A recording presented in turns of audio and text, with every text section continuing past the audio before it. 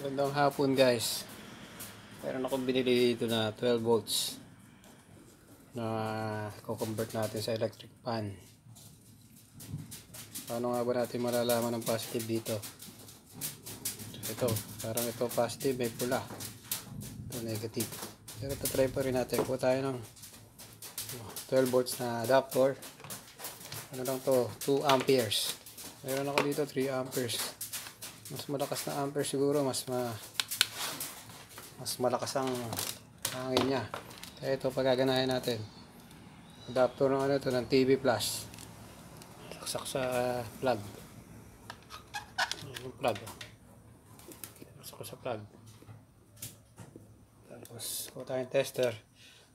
Paramin natin siyempre yung positive nito kung tama. So 20 volts. Tapos testerin natin, naka-plug po yan. Black. Tapos pula. Ayan, 12 volts. Pagka ganyan, tama ang polarity. Negative, positive. Kasi baliktad dyan, magma-minus yan. Ayan o. Kaya tama ito, negative, positive. Ayan, nakikita nyo ba? Ayan o, tama ang polarity natin, 12 volts. Tapos try ngayon natin to kung tama ang ating positive. Agad natin itong LC. Tapos lock natin.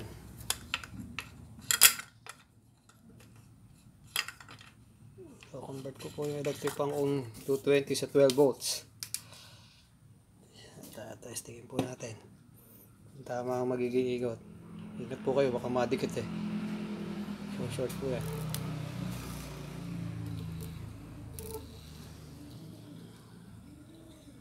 Mahina ito. Mahina ang kuryente. Hindi pala pwede adapter dito. Mahina po ang ikot niya. Parang putol-putol pa. Pero tama naman yung polarity niya. Yun lang naman ang inaano natin guys. Yung polarity niya, negative, positive. Kasi pagka nagkabaliktad dyan, baliktad ang magiging ikot. Ganyan o. Try ulit natin. Negative. Positive. Ito nyo, usok. Mahina. Paputol-putol ang takbo. Sabihin, hindi siya kaya. Nakikita nyo ba guys? Hindi ata nakikita. Yan o. Negative. Ito, positive yung pula.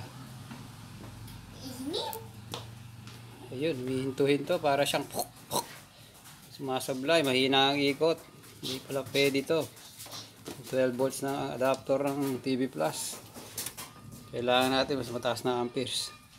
Yan, tinest lang namin kung ano ang polarity nito.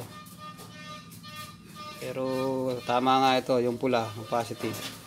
Itong dalawang puti is negative. Assemble ko sa ano to, sa electric fan. Ko-convert ko. Kaya guys,